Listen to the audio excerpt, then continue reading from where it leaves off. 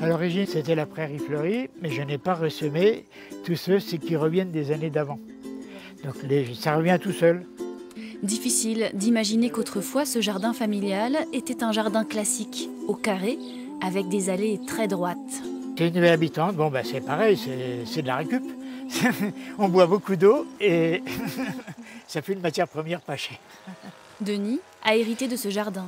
Artiste plasticien fasciné par les insectes, il voulait en faire un écrin pour ses sculptures qu'il ne parvenait plus à stocker dans sa maison et fait preuve d'ingéniosité pour l'aménager.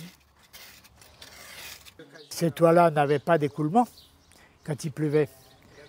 Donc c'est pour ça que j'ai fait la marche. Je dis comme ça va me récupérer l'eau, puisqu'il n'y a pas d'écoulement. Autant faire un écoulement.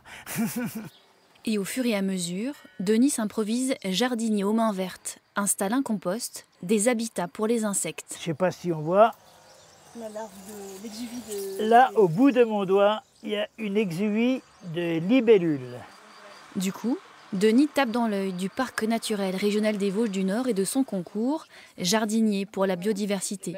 L'idée, dénicher les trésors des particuliers.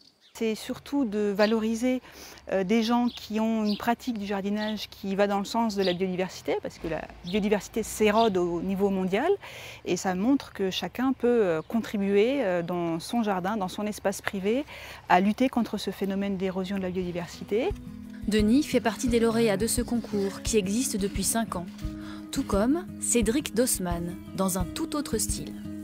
Là on est sur un potager, mais donc potager esprit de sauvage. L'ancien paysagiste, fasciné par les plantes, est devenu safranier.